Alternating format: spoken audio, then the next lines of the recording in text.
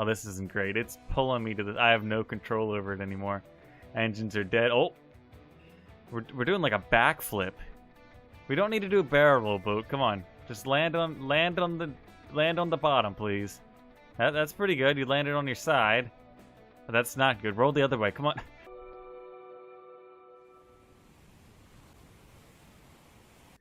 Now that we are back, welcome back to some more Stormworks. I'm StormRunner Gaming, and today I am here with a brand new advanced rescue vehicle. And you guys may be a little bit surprised to hear that I am moving away from the cars for a second and gaining my sea legs with a new advanced rescue boat here. Or I guess the size of it would probably be more of a ship, but the real reason I wanted to build this was to utilize a couple of things I wasn't able to use in the cars. Like, if you look at the main hull of the boat here, I've been using a lot of those new wedges on here, like the 1x4s there, the 1x2s a little bit lower, as well as a couple different more logistical things like the radio stuff with the microphone and speakers, using that in-game audio.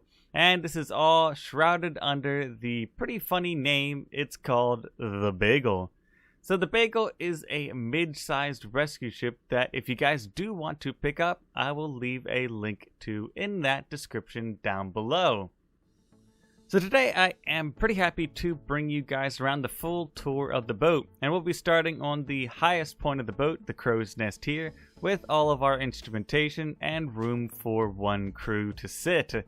I mean, it might be pretty unstable during a bad storm up here, but you should be able to stay up here in that seat. So, of course, we do have different things. I made a big antenna on the edge here for all that audio to go in and out to other player ships. So hopefully in the future I am able to utilize that. As well, I've done a couple different weather instrumentation on here that is going to be outputting to our cab there. And of course, we do have two spotlights, a horn, and a semi-broken antenna. It's just, oh, let's not break it anymore. Anyway, let's get on with the tour here. Dropping down to the back deck here, we have 4 winches which have each different connector to them. And if you do need to use these winches, the 4 controllers for them are on this side of the wall. And one of the cooler things I almost shaped the boat around was this cool rescue center on each side of the boat here. So whichever side you pull up to a sinking vessel or someone else in distress, you can jump off of here, and you have a much closer to the water, easier time of getting people out of here. Well, out of the water, I guess. The cold water, the hot water. Whatever you need to do, that's a much lower bay to get people into your rescue vessel. Of course, I've also equipped it with all of the gear you'll ever need for this on either side. And yeah, I'm pretty sure there's only one life ring. We have a box on this side, though. More aesthetic purposes there. But we'll get to the front of the ship in a little while. Let's look at the inside here. We do have a couple different entrances, both doors on either side, and we do have a long hallway to this door on the back end as well. You guys may be wondering what I put on here. Yep, it's a fish tank. Definitely more of an aesthetically pleasing thing than anything else, but I thought it was cool and I grabbed it off of the workshop. If you do need to cut power to anything, we do have all the fuses on this side, but hopefully you don't need to touch that in the future. I am going to jump to the control room in a couple minutes. Let's go to the crew quarters first. And although the boat isn't that wide, we do have a lot of space across the length of the boat to give us some pretty good crew quarters here. Moving into the living room, we have a huge TV that is going to pop out of this little box here. It does take a second or two for the big reveal here. You actually did read the button, it calls it Reveal TV. But I also did hook it up to that DVD player there, which currently doesn't have a DVD in it, so you guys can just watch that screen, or that screensaver bounce around it all day long, hoping that it will hit one of these. Oh, it's going to come close. Is it going to hit it? Oh, nope, it was close. Anyway, let's close that guy back down again. It does cover up a lot of room. I think it almost gets, it's probably more than half of that wall, if not more. And we do have a little bit of artwork with another larger fish tank on the bottom floor here. Let's go over to the eating quarters here. We have a pretty small but fully stocked kitchen on this side, you know, stove oven combo right here, works perfectly, as well as a sink and fridge combo there. And then a pretty small but, acceptable table here. The table may cause your taller crew members to have a little bit of problem sticking their feet under there, but c'est la vie. It's got a pretty good style to it, don't you think? And back in the crew quarters, or I guess to the front side of the boat, the crew quarters here, we have 4 bedrooms that are pretty much identical to each other than the layout. We have a bed, a reading lamp light there, and a bit of storage for clothes and whatever else they need to store in here. And of course, working lights. And the rest of the bedrooms are pretty much the same. A different scene from each window though. The front end bedrooms here do actually have a second window looking off the front end here, but that's traded by the decrease in storage on the edge there. Alright, so let's get out of here. And we're going to go down to the bottom floor of the boat here. We can pop that light on. And for a mid-sized boat, of course, we do need to drop in a bathroom here. Of course, a fully stocked lavatory this is. We have a toilet to our left and a sink at the end of this little hallway here with a working mirror. Hey guys, what's going on? And of course the sink is right there, and a fully stocked shower as well that does work if you do want to take a shower after a long day at sea. Alright, so let's shut that off. We don't want to use any extra power there. Shut down the lights and move on to our next room. And this one may actually surprise you, because behind these 2 doors here, I was about to say under, behind these 2 doors we have 2 huge diesel engines running this boat. And that was one of my bigger goals of building this boat here, was to put 2 big engines in here to make it move pretty quickly. And I've gotten it to go pretty fast, and I'll show you guys the top speed in a minute or two. But there's nothing much to see down here. It's pretty much mostly mechanical things, the gearboxes, clutches, generators, and whatnot. We do have that fire suppression system with the hoses on either side to put out some engine fires. Of course, if you don't want to be in the room with the engine on fire, there is also an activation key from the control room as well. I guess that's lucky for the crew then. Let's drop that light off. And let's go up to the control bay for a second. I only say for a second because I want to get outside after we jump into this third in control seat. Now, we do have 2 screens over here, a map screen and a security screen. If you want to switch between the 2, hitting that 1 button will rotate your seat over, and you have full control of the security of your boat, looking at the engine room, the main living quarters, the back of the boat, or the stern, as well as that cargo bay on the front end. So I'm going to turn off the security cameras. Let's rotate our chair back around. And let's turn off that map. We do also have small radar, as well as the open and close our main storage. That's why I said we're only going to be in here for a second or two, because I want to show off a pretty cool feature I've dropped into the front end of the boat. As you can see, it definitely isn't a huge boat, and you wouldn't think you have much things to put into here, but I've actually fit a full-sized crane in here. Well, it's not exactly full-sized, but you get the picture. It is a pretty strong crane that you can use for whatever you need to move in and out of the cargo bay here. It does take a second or two, and it may get caught on that lip, so just be careful. You may have to rotate it back and forth there. Let's put both stages up, and as you can see, we get some pretty good height off of this crane here. You're able to rotate it around, and if you are needing to get anything off of the land, you can just bring this guy up here. Of course, it isn't the biggest crane, but it gets the job done at the end of the day. Me personally, I probably wouldn't overload this with a very heavy vehicle, but maybe you could lift more of a, lifeboat with this or something. Or especially, any missions you need to do with cargo like blocks or something, or a crate, you can easily pick it up with that Baygull. And if you do need to turn on either of those, the controls are in front of you. So let's pack this guy up real quick. Oh, a little bit over rotation there. As well, while we are packing up, we do have 2 anchors on the front end there with the full, 100 meters of depth that they're able to go down. So they should be pretty good whenever you do want to anchor somewhere. Alright, let's make sure we pack that up. Perfect. Then we're going to have to close it up from the control room over there. And smile for the camera as we go by. And of course I did plan an escape route out of there with that little hatch door. Let's make our way back up to that control center. Watching our step there, and probably want to watch your head if you're a little bit taller. Jumping back in here, let's go over to our second command, the fire hose controller. Actually, before we do this, I wasn't actually planning on that, but we have to close that door again, because that may be in our way. If you haven't seen, we have a little screen in front of us, and that's actually being given an output from this little camera here that follows exactly where the hoses are facing.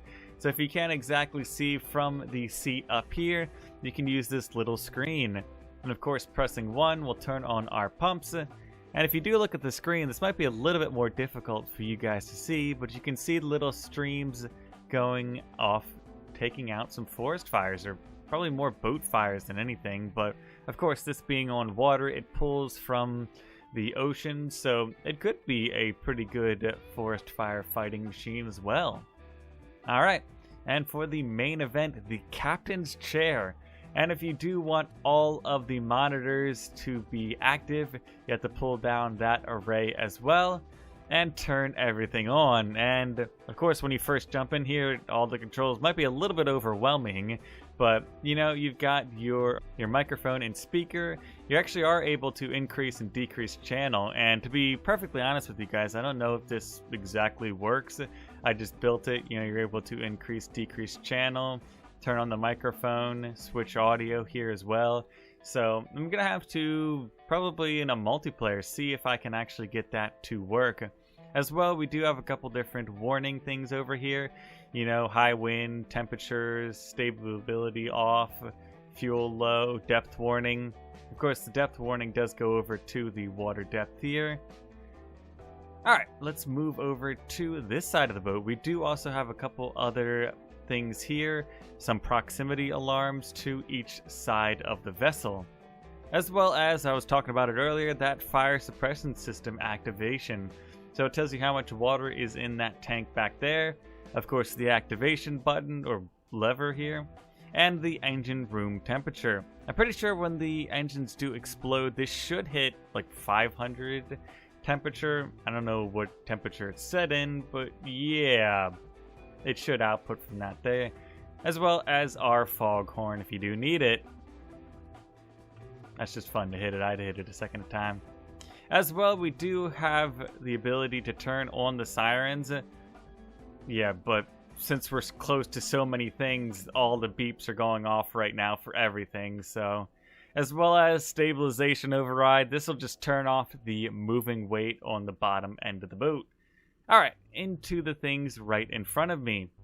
On the top end, we have weather control with this instrument panel there, or yeah, it's an instrument panel, as well as the screen giving us wind, humidity, rain, and the new temperature sensor. And if you guys didn't see, here, let's jump to our photo mode real quick. We have 4 cameras located up here around the edge of the boat that are feeding us information to this screen right here. So if you need to see on any edge, any of the 4 edges of the boat, you can use that monitor. And of course, for the anchors, we have another instrument panel there for it, as well as the rope length. And we have a really cool radar using that brand new radar that was, well, probably not brand new, but recently new radar. I'd like to thank MRN Jersey for that there. As well as a map up here. We do have one back there, the larger screen, but we do want to give one to the captain as well. Alright, let's get to the main controls down here. Of course, we do have power, what the batteries are at right now, and what the generators are producing. This number can be explained a little bit better on this screen, but we'll look at that later. As well, we do have fuel on the right side, the main tanks, and the emergency fuel tank. We do also have those 2 spotlights on the top with 4-axis control here. So you can move them either side and up and down. Let's turn that back off. We do also have autopilot equipped. It was something I grabbed off to the workshop, but it does seem to work pretty well. If you guys didn't know, if you do want to probably say go to this island or something, you can set a waypoint there And all you need to do is click input waypoint, and now the GPS autopilot will take us there. And clicking on the name will turn it on. You do of course have to run the engines and the clutch. The only thing the autopilot is doing is telling you information and doing the steering for you. Let's turn autopilot off. As well, one other thing, if the battery does die on this, because it uses a little bit of battery to keep itself up, you can click this on, it'll send a little surge of energy, and what you want to do is jumpstart the engines with that, and then turn on your generators there. So that's more of an emergency power thing. Alright, let's go to our main control screen here. As you can see, me going back, there's actually multiple folders to this per se, or multiple apps. We have the speed here, where we can change what we are reading our speed in, from meters per second, miles per hour, kilometers, or knots. I'm going to leave it in knots for now. We have the specifics on each engine, RPS, and temperature, as well as I dropped the speed on there. And of course we have one for the second engine. Alright, and what I was talking about up here, we have the specifics on each generator here. They're both outputting at 24 right now, 24 watts per second. I don't exactly know what number it's talking about, but we do also have speed and if our generator clutch is activated or deactivated there, just to tell you. Alright, so that is about everything I have here, I believe. Hopefully I'm not missing anything. I think I've gotten through the entire thing. Alright, so the next thing to do is get this thing out on the water. Looks like we've drifted just a little bit to the left for some reason. Maybe wind or something has pushed us. But let's see how bad it is to get out of port here. One of the things I did forget to talk about, I'm surprised I did, but the main controls. So we are in first gear here. We can push it up to second gear and then hit that third gear there, going up to a top speed of around 27 knots. I think it's around 14 meters a second. I mean, we can see 13 meters per second. 26 knots there. It's pretty good speed considering the size of the boat and how little RPS we're using.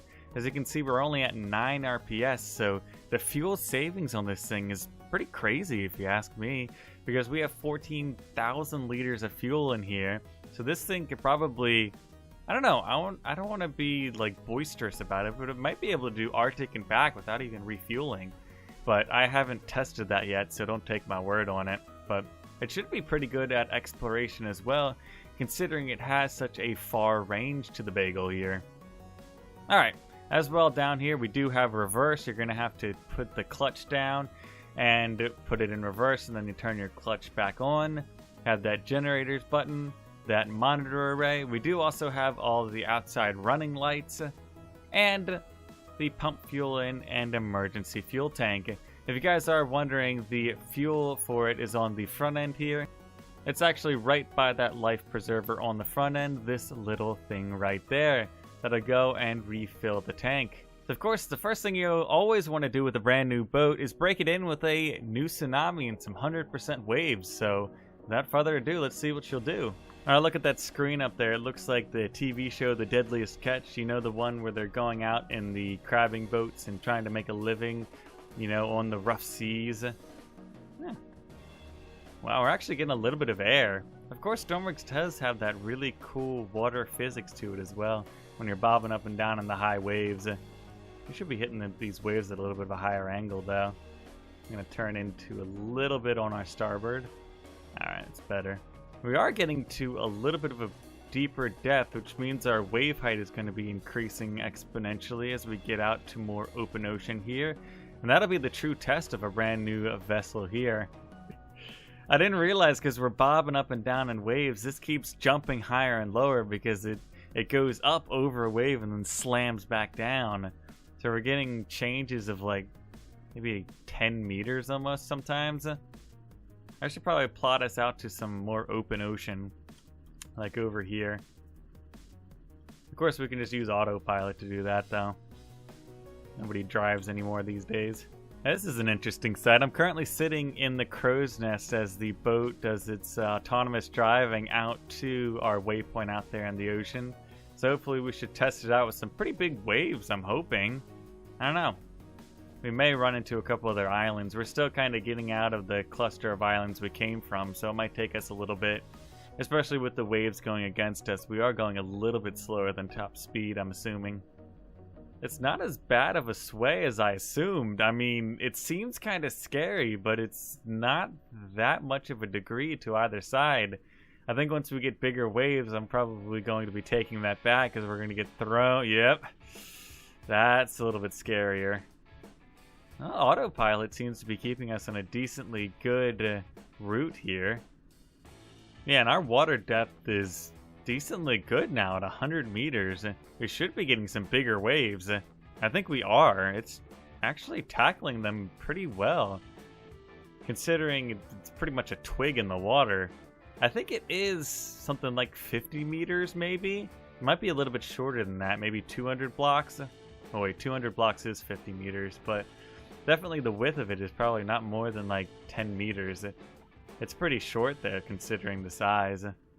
It's definitely jumping in and out of the water here as we're going over some waves. It's definitely... Oh, yeah, it's fully out of the water now. It's the third time it's done that. The first two times weren't as noticeable. You could hear the engine just over-revving as the propellers weren't in the water. Surprised. I probably want to slow it down in such high wind, though. Lower our speed as well. If you guys did want to know, the controls for the engine, if you just press that H menu, you have your clutch on up and down, engine throttle on W and S, A and D on steering when it's not on autopilot, as well as 2 is your fuel pump and 1 is your engine start. So it's pretty rudimentary controls, but I didn't think it needed anything like completely automatic for it. It's pretty easy to start it up. You just have to press W, then 2 and 1. Or I think you can almost do it in any order and they'll usually start up pretty quickly. And of course, in high wind, this is not one of the boats you want to be out on the hull during a bad storm like this, or at least high wind like this, because waves will probably drag you off any edge, really. Because, especially on that rescue zone right there, it is pretty low to the water there, the water line. So waves crashing over it will drag you off that edge there. But you're probably going to want to recall all of your crew inside, though. Looks like we've got pretty much open oceans as it struggles to push over the waves. Oh, I got to turn off autopilot. I totally forgot about that. Yeah, we're taking on some heavy waves now. Flying up and down. They're crashing over the front end of the boat. It's struggling, but it's staying strong.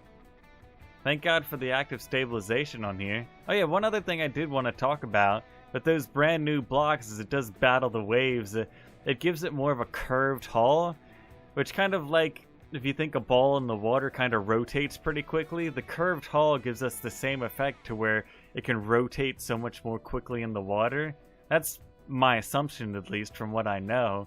So that's why it's so topsy-turvy and wobbly more so. I mean, of course, the active stabilization on board helps a lot with keeping it stable, but only to so much of an effect. It can't do all of the work. There's only so much weight I was able to allocate to that system.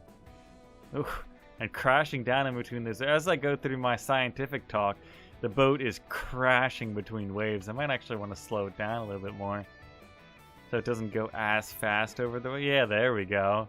It's more of a gentler slap down on the front end versus what we had previously with high speed. I think now that we are out on the ocean, the final test should commence with a tsunami here. And there it is. We're coming up on the tsunami. I have increased our speed a little bit with second gear to give us a little bit better chance in that tsunami. Let's see how we do here. That thing looks huge. They've definitely upgraded it a little bit, especially with a little bit more physics, so we might be dragged in a little bit more. I'm actually kind of worried for this, especially since it's able to rotate so much. We might actually, I don't know, we might roll like a log in here. Hopefully not, but let's turn into a little. We're already losing. We got plenty of water over the top, and give us third gear if we can. It is going up, straight up the edge of the tsunami. Oh, this isn't great. It's pulling me to the... I have no control over it anymore. Engines are dead. Oh! We're doing like a backflip. We don't need to do a barrel roll, boat. Come on. Just land on the bottom, please. That's pretty good. You landed on your side. But that's not good. Roll the other way. Come on. No. Roll the other way. Huh. Houston, we have a problem. Did we really? I predicted it though, didn't I? And it doesn't have enough of a base on that width. Oh, come on, flip over. It's not gonna flip over, is it? I really don't know how this has happened. The last version of the boat made it through the tsunami easily. Now it seems like my luck wasn't as good. We're now stranded out here, and yeah, my comms are now in a sinking boat because didn't I left that door open? So huh. Looks like I have to buy a new boat again. Well, short-lived Baygull here. At least it tasted pretty good with some butter on top of it. So that is where I am going to be ending this episode. If you guys do want to pick up the Baygull on the workshop, I'll leave that link down in the description down below. Tell me if you guys can actually get it over a tsunami successfully. Maybe it was just my poor driving skills at the time, or a bad line I took up of it. Up the tsunami, that being. I probably could have a much better chance if I took another line or something else, maybe. Because it survived a previous time, so rolling the dice, it should survive again somehow. Maybe it just really was how I attacked it, but yeah. So of course, if you guys did like this, please leave a like and consider subscribing to the channel to stay up with Stormworks and more of my content. But I've never been great. Goodbye, so lead me, and I need to go.